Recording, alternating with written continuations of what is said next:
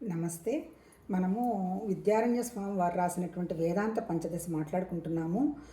ఆ మహానుభావుడు మొత్తం ఉపనిషత్తులేనా, తర్వాత యోగ వాసిష్టమేనా, బ్రహ్మసూత్రాలేనా, సరే ఇంకా ఉపనిషత్తుల సారం అంటే ఇంకా భగవద్గీత మొత్తం టోటల్గా అన్నీ చదివి ఆయన అనుభవానికి తెచ్చుకొని ఈ పుస్తకం ఎప్పుడో అంటే దాదాపు ఒక 14-15 శతాబ్దాలంటే దాదాపు ఒక 1000 సంవత్సరాల ఆ ప్రాంతంలో ఆయన రాశాడు.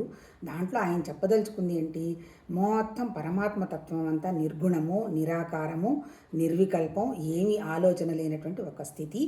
ఆ స్థితి అనేది తెలుసుకునేటువంటి శక్తి ఎవరికి ఉంది అంటే జ్ఞానానికి ఉంది.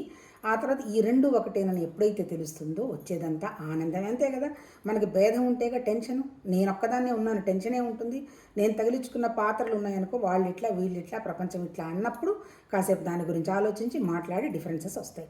ఇప్పుడు ఏం చెప్తున్నారు, అదంతా ఏం లేదు, ఉన్నది ఒకటేను. ఆ ఒక్కటి అల్టిమేట్ ఏంటంటే నీకు తెలిసిన నీ జ్ఞానం, అదే జ్ఞానమును, ఆత్మను, పరమాత్మను మొత్తం మీద టోటల్గా చెప్పారు. దానికి ఆయన ఫస్ట్ టాపిక్ ఏం వాడారు, సత్తుకు సంబంధించి ఐదు చెప్పారు. దానికి వివేక పంచదశి అని పేరు పెట్టారు. వివేక పంచదశి అంటే నీ వివేకాన్ని ఉపయోగించు. అల్టిమేట్ మీరు ఏమన్నా చూడండి, భగవతత్వాన్ని తెలుసుకోవటానికి పుస్తకాలు కానీ, ధ్యానం కానీ, పూజ కానీ, విగ్రహారాధన కానీ జస్ట్ ఆధారం అంతే. అంటే ఒక ఊతకర్రలాగా, అంటే ఈ పుస్తకం ఏదో పంచదశ చెప్పి చదువుతున్నంత మాత్రాన ఇక్కడేదో అద్భుతమైన విషయం కూడా కాదు, జస్ట్ ఆధారం.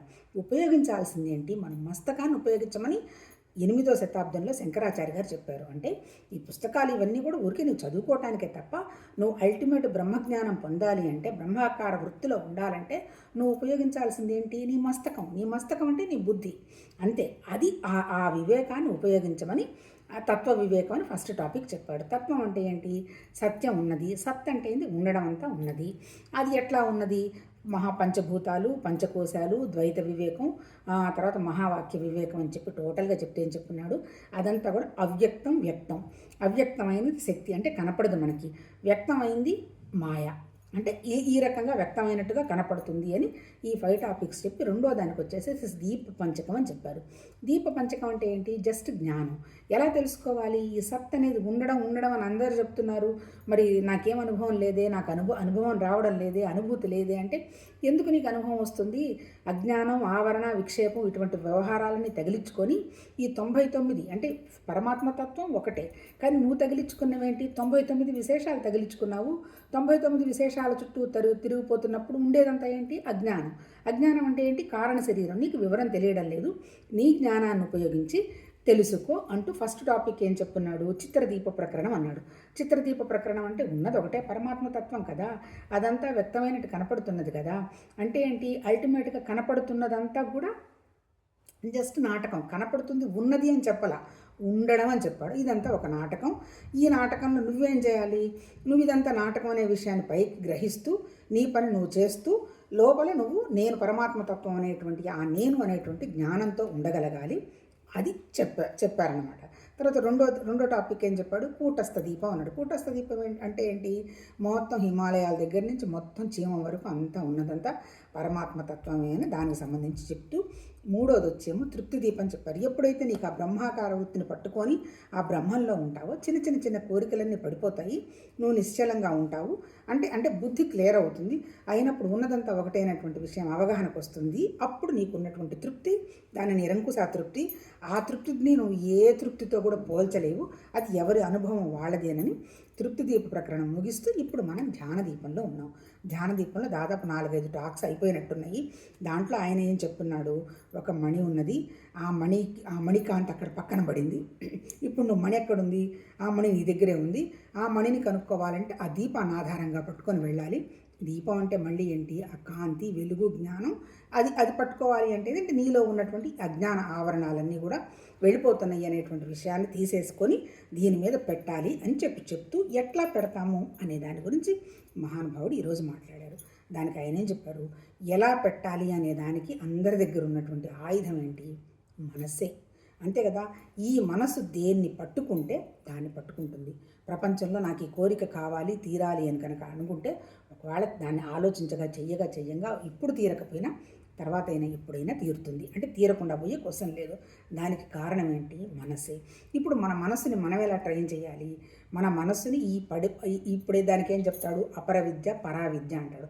అపర అంటే ఏంటి, ఈవెన్ నువ్వు సైంటిస్ట్ అయినా, డాక్టర్ అయినా, లేకపోతే ఇంజనీర్ అయినా, లేకపోతే ప్రైమ్ మినిస్టర్ ఆఫ్ కంట్రీ అయినా, లేకపోతే ప్రెసిడెంట్ ఆఫ్ యుఎస్ అయినా, ఎవరైనా అపర విద్యలో పెద్దగా సాధించేది ఏమీ లేదు. ఎందుకంటే మరణం ముందు మరణం తర్వాత తెలియదుగా ఎవరికి కూడా, ఎప్పుడు ఏ సెకండ్ జరుగుతుందో తెలియదు కదా. అందుకని నీ చేతిలో ఉన్నదేంటి, పరావిద్య. పరావిద్య మీద దృష్టి పెట్టు. పరావిద్య మీద దృష్టి పెట్టడం అంటే పాజిటివ్ థాట్ వచ్చి పరావిద్య, అపర విద్య వచ్చి నెగటివ్ థాట్ అంటాడు. అంటే భగవతత్వం మీదనే దృష్టి పెడితే, తత్వం మీద దృష్టి పెట్టడం అంటే భగవంతుడి యొక్క ఆలోచన మీద పెట్టడం. భగవంతుడను, జ్ఞానం, బ్రాహ్మణను, పరమాత్మను, వాటెవర్ ఇట్ మే. అంటే ఏంటి, నిర్గుణ నిరాకారమైనటువంటి పరమాత్మతత్వం మీద కనుక మనసు పెట్టి ఆ తత్వాన్ని నువ్వు కనుక నువ్వు ఊహించుకుంటూ ఉంటే నువ్వు కొంతకాలానికి నువ్వు అదే అయిపోతావు అని అంటారు. మరి కొంతమంది మరి ఈ ఉపాసనలో ఉన్నవాళ్ళు మన అంటే విగ్రహారాధన చేస్తున్న వాళ్ళందరంటే వాళ్ళు కూడా అదే ఆలోచన ఉన్నది, కానీ కాకపోతే వాళ్ళు నిర్గుణానికి లేరు కాబట్టి సగుణం దృష్టికి వెళ్ళిన తర్వాత అక్కడ ఆయన బ్రహ్మలోకం అనేటువంటి ఒక పదం వాడాడు. అంటే బ్రహ్మలోకం అనేది ఉద్దేశం ఏంటంటే బ్రహ్మలోక దాన్ని ఏమంటారు, కాస్మిక్ మైండ్ అని మన వాళ్ళు వాడుతుంటారు. అంటే బిగ్ మైండ్, పెద్ద మైండ్ అనుకుంటారు. కాస్మిక్ మైండ్ని ఏమంటారు, హిరణ్య గర్భ అంటారు. ఆ హిరణ్య గర్భ అనేది ఒక ఆలోచన, అంటే పెద్ద ఆలోచన అనుకోండి. అంటే ఇటు మనం బ్రహ్మ గురించి ఆలోచించాల్సిన వ్యవహారం ఏంటి, నేను చిన్నదాన్ని కాదు అని కనుక ఆలోచించాలి. అంటే నా లోపల ఉన్న గాలి, బయట ఉన్న గాలి ఒకటే కదా, ప్రాణం ఒకటే కదా. కానీ ఇంత చిన్న శరీరంలో పెద్ద గాలిని హోల్డ్ చేసే శక్తి ఉందా అంటే నేను వ్యాపించాలంటే ఏంటి, నేను కూడా కాస్మిక్ మైండ్ ఉన్నంత పెద్ద మైండ్ లాగా వెళ్ళగలగాలి. ఇప్పుడు నేనే స్థితిలో ఉన్నాను, చిన్న మైండ్, నేను నాది, నా చెప్పటం వినటం ఇంత దాటి లేదు కదా. ఇది ఎక్స్పాండ్ అవ్వాలి, అది హిరణ్య గర్భ అంటాడు. రెండోది ఏంటి, చాలామంది వాడుతుంటారు ధ్యానం చేసేవాళ్ళు కూడా, విరాట్ పురుషుడు అంటారు. విరాట్ పురుషుడు అంటే ఏంటి, సర్వత్రా వ్యాపించినటువంటి వాయువు. కాస్మిక్ మైండ్ వచ్చేమో జ్ఞానం, వ్యాపించున్నదంతా ఏంటి, విరాట్ అంటే ఏంటి, వాయువు, గాలి. అంటే ఏంటి, ప్రపంచం మొత్తం లోకమంతా వ్యాపించున్నది ఏంటి, ప్రాణం వ్యాపించే ఉంది కదా. అంటే ఏంటి, సృష్టి అనమాట. అంటే అక్కడ జ్ఞానము, ఇక్కడ ఇదనమాట. కానీ అదే జ్ఞానం నాలోనూ ఉంది, అదే ప్రాణం నాలోనూ ఉంది కదా. కాకపోతే ఎలా ఉంది, లిమిటెడ్ జ్ఞానంగా ఉంది. అందుకని ఈ లిమిటెడ్ దాటి వెళ్ళమంటాడు. అంటే ఏంటి, నువ్వు వ్యష్టి కాదు, నువ్వు సమిష్టి అనుకున్నప్పుడు ఆ స్థితికి వెళ్ళడానికి కుదురుతుంది. అప్పుడు ఇంకా ఏముంది, అది నువ్వేనని నీకు తెలుస్తుందని ఈరోజు విరాట్కి సంబంధించి తర్వాత దాన్ని ఏమంటారు, ఇది చెప్పారు. అంటే ఏంటి, అల్టిమేట్గా చెప్పింది ఏం లేదండి, నాకు అర్థమైంది, మొత్తం ఉన్నదంతా సృష్టి అంతా రెండే. ఒకటేమో జ్ఞానం, అంటే మన ఆలోచన కానీ వాటెవర్ ఇట్ మేబీ. రెండోదేమో పదార్థం, అంటే మన లోపల నాకు ఆకలేసింది, ఆకలి బయట కనపడింది ఏంటి, పదార్థం. అంటే లోపల నాకు ఐడియా ఉంది, బయట పదార్థం ఉంది. అంటే ఒకటి లోపల ఉన్నటువంటి ఆలోచన, ప్రాణం, బయట ఉన్నది పదార్థం. ఈ మూడు కలుపుకొని ఉన్నాయి అంటాడు. ఇంకా ఈ మూడు కూడా తీసి పడేస్తే ఉన్నదంతా రెండే. ఒకటి ప్రాణశక్తి, రెండు జ్ఞానశక్తి.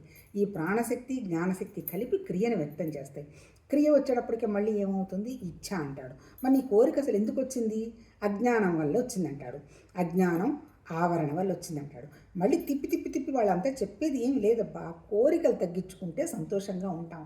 కోరికలు నువ్వు తగ్గించుకోలేవు కాబట్టి హయ్యెస్ట్ ఆలోచన, ఇందాక చెప్తున్నామే కాస్మిక్ మైండ్, పరమాత్మతత్వం అనేటువంటి కోరిక మీద పెట్టగలిగితే ఈ చిన్న కోరికలు తీరకుండా పోవు. ఎందుకంటే నువ్వే భగవంతుడు కదా, నువ్వేమి కోరుకోక్కర్లా. నువ్వు కోరుకోకపోయినా నీకేం కావాలో అది వచ్చేస్తుంది. అంటే దానికేంటి, మనకు డిజర్వింగ్ అనమాట. ఈ డిజర్వింగ్ ఏంటి, పరమాత్మతత్వం మీద ఆలోచన పెట్టడమే. అది ఒకవేళ తీరలేదు, ఒకవేళ ఇంకేదైనా ఒక రకమైన అనుభవం వచ్చింది, ఓహో పరమాత్మతత్వం నన్ను ముందుకు తీసుకెళ్తుంది కదా అనేటువంటి భావం మనకు వస్తుంది. అల్టిమేట్గా ఏం లేదండి, నాకు అర్థమైంది, అన్నిటికీ మూలం ఆలోచన. ఈ ఆలోచననే నేను అన్నాడు. నేను అంటే మళ్ళీ ఇంకా ముందుకెళితే జ్ఞానం అన్నాడు, ఇంకా ముందుకెళితే ఆత్మ అన్నాడు. ఏ ఆలోచన లేని స్థితిని పరమాత్మ అన్నాడు. నిర్వికల్పం, నిరాకారం, నిర్గుణం అనేటువంటిది ఏ ఆలోచన లేనిది. అంటే దానికి నామరూపాలు లేవు కదా, క్రియ లేదు కదా, కర్త భోక్త లేదు కదా. నేను చేసిన దాన్ని ఉన్నాను అనుకుంటే మంచి చేస్తే మంచి ఫలితం, చెడ్డ చేస్తే చెడ్డ ఫలితం. ఈ స్థితి దాటినప్పుడు ఏమైపోతుంది, భగవతత్వాన్ని మనం తత్వంలో మనం నిలబడిపోతాం. అది చెప్పున్నాడు. దీనికి ఇంకా ఏం చెప్తాడు, అల్టిమేట్ ఏంది, మన బుద్ధిని మనము భగవతత్వం మీద పెట్టడం అంతే, అంతకంటే ఇంకా ఏం లేదు. కర్తృత్వం, భోక్తృత్వం పోవాలి, నిర్గుణానికి రావాలి. అది రావడం అనేది ఎక్కడుంది, మనమే మన ఆలోచనని. దీనికి మళ్ళీ ఇంకా పాపం ఏం చెప్తాడు, ఈ అజ్ఞానం కరెక్టే, మరి ఈ అజ్ఞానం ఎందుకు వచ్చింది అంటే వాసనలు అంటాడు. వాసనలు అంటే నీ వృత్తులే వాసనలు అయిపోతాయి. వృత్తి అంటే ఏంటి? ఆలోచన. నాకు అనవసరపు విషయం మీద ఆలోచించి అది కావాలనేటువంటి కోరిక పెట్టుకున్నప్పుడు తీరినా తీరకపోయినా మళ్ళీ అది వాసనగా అయిపోతుంది. ఆ వాసనకు సంబంధించిన ఆలోచనలే వస్తుంటాయి. అందుకే జన్మ పునర్జన్మ అంటారు. వాసన వృత్తిగా మారితేనేమో జన్మ, మళ్ళీ వృత్తి వాసనగా మారితే మళ్ళీ మరణం అంటాడు. అందుకని మనకు అన్ని బాధ్యతలు తీరిపోయిన తర్వాత భగవద్గీత ఈ ప్రాణము ఒక్కరోజు ఎక్కువ బతికినా దేవుడు దైవత్వం యొక్క కృప, దీన్ని పరమాత్మతత్వం కోసమే ఉపయోగించుకోవాలి. ఇంకేముంటుంది ఇక్కడ? ఇప్పుడు చాలామందిని చూస్తున్నాము, వీల్ చైర్లు తోసుకుంటూ గోల్డ్ షాప్కి వెళ్తారు. ఏముంటుంది? వేసుకోకూడదని నేను అన్నాను. ఇది నాకు అవసరమా అని ఎవరికి వాళ్ళకే కలగాలి. లేదు నీకు 100% ఆ కోరుకుంది తీసుకొని వేసేసుకో, తప్పులేదు. అంటే ఏంటి? ఎంత చెప్పినా తిప్పి పాపం ఆ మహానుభావులు ఆ ఋషులకు అందింది కూడా ఏంటి? నీ మస్తకాన్ని ఉపయోగించు. పుస్తకాలు కానీ, ధ్యానం కానీ, పూజ కానీ అవన్నీ జస్ట్ ఆధారాలు తప్ప ఇంకోటి ఏం కాదు. అది వచ్చి దానికి కారణం కూడా నీ తప్పు కూడా కాదు. పాపం వాసనలు పట్టుకొని ఉన్నాయి, ఎందుకు ఆలోచనలు వస్తున్నాయి అనేటువంటి విషయం ఆలోచించి ఆ వాసనలను నువ్వే క్లియర్ చేసుకొని చేసుకోవాలంటే కూడా నీకు ఆ శక్తి ఉండదు. కాబట్టి ఆ భగవతత్వం మీద నువ్వు మనసు నిలబడితే, పాజిటివ్ థాట్ మీద, అది విశాలమైంది, సమిష్టి కాబట్టి ఆటోమేటిక్గా నువ్వు వ్యష్టిగా తగిలించుకున్నవన్నీ కూడా చిన్నగా జారిపోతాయి అని చెప్పారు. అప్పుడు నువ్వు ఆ బ్రహ్మము నువ్వే అన్నటువంటి విషయాన్ని నువ్వు గ్రహిస్తావు. బ్రహ్మమన్నా, పరమాత్మ అన్నా, భగవాన్ అన్నా అంటే ఏంటి? నాకు తప్పించి ఇంకోటి ఏమీ లేదు, అంతే కదా. అల్టిమేట్గా ఉన్నదంతా ఆ జ్ఞానమే కదా. ఈ జ్ఞానం అనేదాన్ని నువ్వు చేసుకుంటే మళ్ళీ నువ్వు ఇక్కడికి ఇంకా రావాల్సిన అవసరం లేదు. అంటే కోరికలు తీర్చుకొని నిర్వికల్పంగా ఉండగలగటమేను, సంకల్పాలు వికల్పాలు ఆ స్థితి దాటి వెళ్ళడమేననే అల్టిమేట్గా చెప్పడం జరుగుతుంది. ఇక్కడ కూడా అంతే, అంతకంటే పెద్దగా ఏం లేదు. కాకపోతే మనతో ఉన్నవి రెండు, ఒకటి ప్రాణశక్తి, ఒకటి జ్ఞానశక్తి. జ్ఞానశక్తి అంటే మన లోపల ఉన్న ఆలోచన, ప్రాణశక్తి అంటే మన ప్రాణం. మనం ఇప్పుడు చిన్న శరీరంలోనే ఉండి చిన్న గాలి పీల్చుకుంటున్నాము. దాన్ని ఎక్స్పాండ్ అయినామంటే పెద్ద గాలి పీల్చుకుంటావు. చిన్న మనసు పెట్టుకొని నాకు ఆకలేసింది, నిద్ర వచ్చింది, నేను అది చేశాను ఇది చేశాను అనే చిన్న ఆలోచనలో ఉన్నావు. పెద్ద ఆలోచన చేసామంటే పెద్ద జ్ఞానానికి వెళ్ళిపోతాం. అయితే ఇన్ని జ్ఞానాలు ఉన్నాయా అందరిలో ఉన్నవి తేడా అంటే ఏం లేదు. మన అందరిలో ఉన్నది ఒకటే జ్ఞానం. నేను ఒకటే, ఆత్మ ఒకటే, జ్ఞానం ఒకటే, పంచభూతాల్లో భూమి, నేల, నీళ్లు, అగ్ని అన్నీ ఒకటే. మరి ఒకటి కానిది ఏది అంటే ఈ విశేషమైనటువంటి శరీరాలు. ఎవరి విశేషాన్ని వాళ్ళు పట్టుకొని కూర్చున్నాము. ఈ విశేషం తీసేసి అంతా వ్యాపించినటువంటి మనమే పరమాత్మతత్వం అనేటువంటి విశేషానికి కనుక వచ్చామంటే ముందు మనం బ్రహ్మమో కావో తీసి పక్కన పెట్టేస్తే అదో ఆలోచనలో ఉంటాము, అదే ఆలోచనలోనే వెళ్ళిపోవడం జరుగుతుంది. ఈ ఉంటున్నప్పుడు కూడా మనకి ఎక్కువ ఘర్షణ ఉండదు. ఏ విషయంలో కూడా తెలిసిపోతుంది కదా, అంతా సహజమే కదా. పుట్టడం ఎంత సహజమో వదలడం అంత సహజం, ఆకలి ఎంత సహజమో తినడం అంత సహజం. అంతే ప్రకృతి. అవ్యక్తమైందంతా శక్తి, జ్ఞానం, భగవతత్వం. వ్యక్తమైందంతా మాయ అంటే మెజర్ చేసేది, అంతే కదా. 60 ఏళ్ళు కాబట్టి 80 ఏళ్ళు, లేదంటే 100 ఏళ్ళు, అంతే. తర్వాత మెజర్ అయింది కదా, తెలిసిపోతుంది. మనం ఏమన్నా అత్యుత్తమైన వాళ్ళు, శంకరాచార్య మెజర్మెంట్ అయిపోయింది, వెళ్ళిపోయినారు కదా. కాకపోతే ఏంటంటే వాళ్ళు అందరూ ఏం చెప్తారంటే ఎక్కడో బ్రహ్మలోకాలు ఆలోకాలు కాకపోయినా ఏదో భగవతత్వాన్ని పట్టుకుంటే ఏదో ఒక మళ్ళీ ట్రైనింగ్ అయితే ఉంటుంది. అది ఇందాక చెప్పాను కదా, కాస్మిక్ మైండ్ దాకా వెళ్ళే స్థితికి తీసుకెళ్తారు. కాకపోతే జ్ఞానస్థితిలో ఉన్నప్పుడు మాత్రం ఇంకా వెళ్ళడం రావడం అంటూ ఉండదు, అంతే కదా. ఒక కుండ ఉంటుంది, కుండ పగిలింది, కుండలో ఉన్నదేంటి? స్పేస్, ఆకాశమే కదా.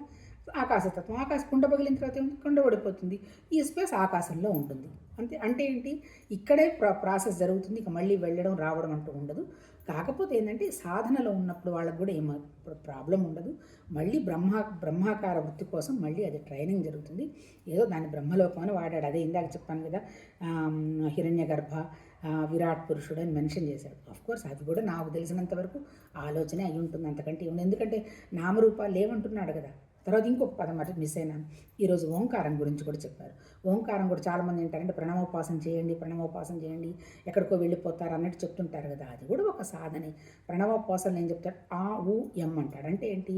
అది అన్నిటికీ కూడా మనకి వేదాల్లో మొట్టమొదటి చెప్పింది అన్నీ 3 త్రిపుటి, అవస్థాత్రయం 3. నిద్ర లేచాము, పడుకున్నాము, కలొచ్చింది 3. అలాగే స్థూల సూక్ష్మ కారణం 3. అంటే శరీరం వరకే మనకు తెలుస్తుంది, నా శరీరం ఉంది, ప్రాణం ఉంది, మనసు ఉంది. బియాండ్ దట్ నాకు తెలియదు కదా. ఇప్పుడు ఈ ఓంకారం కూడా ప్రణవోపాసన శబ్దం చేసుకుంటూ ఉంటే, శబ్దం ఎక్కడుంది? నీ నోట్లో నుంచి వచ్చి ఒకటే శబ్దం. కానీ ఆకాశతత్వం అంటే ఏంటి? శబ్దం. ఇప్పుడు ఇట్లా కొట్టాము, 2 చేతులు చప్పుడు ఏంటంటే ఎక్కడి నుంచి వచ్చింది శబ్దం? శబ్దం ఆల్రెడీ ఉంది, అది ఆకాశతత్వం అనమాట శబ్దం అంటే. అక్కడి నుంచి శబ్దం వస్తుంది. కాకపోతే ఏం చెప్తున్నాడు ఇక్కడ, శబ్దాన్ని ఊరికి ఆము అనుకోకుండా ఏంటి అనేటువంటి ఒక అర్థం, ప్రణవనాదం అంటాడు. నాదం అంటే ఏంటి, అది తీసుకెళ్తూ ఉంటుందన్నమాట. తీసుకెళ్తూ వెళ్ళి నాదం లేని స్థితికి రావడం అన్నట్టు ఏదో చెప్తున్నారు. అంటే ప్రతిదీ సాధనేనండి. జనరల్గా ఏంటంటే అది అర్థం కానప్పుడు ఏదో ఉంది అనుకుంటాడు. కాకపోతే మన శంకరాచార్య గారు లాంటి వాళ్ళు కూడా కొన్ని వందల సంవత్సరాల నాడు చెప్పింది అది. మీ బుద్ధిని వాడండి, మెకానికల్గా ఏది చెయ్యకండి, ఏం చేసినా దీనికి అర్థం ఏంటి అనేటువంటి అవగాహన చేసుకుంటూ ఉంటే ముందు బుద్ధి వికాసం చెందుతూ ఉంటుంది. బుద్ధి వికాసం చెందాలంటే హయ్యెస్ట్ పాజిటివ్ థాట్ మీద మనసు పెడితే చిన్నవి ఆటోమేటిక్గా వెళ్ళిపోయి నీ బుద్ధి వికాసం చెందుతుందని చెప్పారు.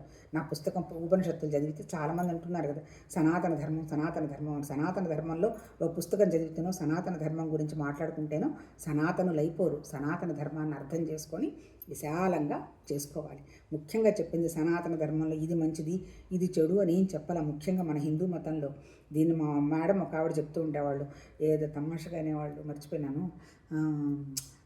అంటే అన్నిట్లో ఉన్నది ఏకత్వం అంటుంటారు కదా, అంటే మొత్తంలో ఉన్నది ఒకటే.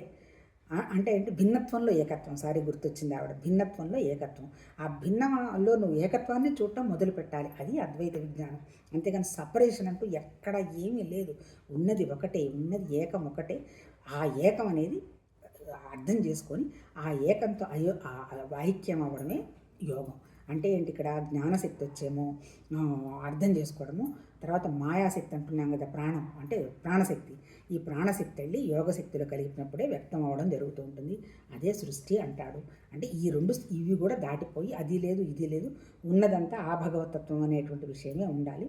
తర్వాత కాకపోతే ఈ జ్ఞానస్థితిలో ఏం చెప్తారు, ఇప్పుడు మీరందరికీ తెలుసు కదా, మనకి అమ్మవారు ఉపాసన, శ్రీచక్రోపాసన ఇవన్నీ చెప్తుంటారు కదా. వాళ్ళు అమ్మవారిని పట్టుకున్న తర్వాత అయ్యవారిని పట్టుకోవడానికి ప్రయత్నం చేస్తారు. అమ్మవారంటే ప్రాణశక్తిని పట్టుకుంటారన్నమాట. అంటే ప్రాణశక్తి అంటే మళ్ళీ ఇంకా ఇండైరెక్ట్ చెప్పాలంటే రెండు కలిపి బుద్ధి మనుషుకు సంబంధించిందే కదా. కానీ ఇక్కడ ఈ నిర్గుణోపాసన, ఈ బ్రహ్మజ్ఞానము, ఈ జ్ఞానస్థితిలో ఉన్న వాళ్ళు ఏంటంటే అమ్మవారు కాకుండా ఉన్నదంతా అయ్యవారేను, అదే జ్ఞానము అనేటువంటి ఆ స్థితిలో ప్రాసెస్ చేస్తారు అంటాడు. ఏమైనా ఇవన్నీ కూడా స్టెప్స్, ఎవరికి వాళ్ళు దాటుకుంటూ వెళ్ళి ఎవరి అనుభవాన్ని వాళ్ళు పొందాలే తప్ప ఒకళ్ళ అనుభవాన్ని ఒకళ్ళు ట్రాన్స్ఫర్ చేయలేరు. అంతే ఇందులో చెప్పింది కూడా మహానుభావుడు. రేపేం కంటిన్యూ చేస్తాడో చూద్దాం. నమస్తే.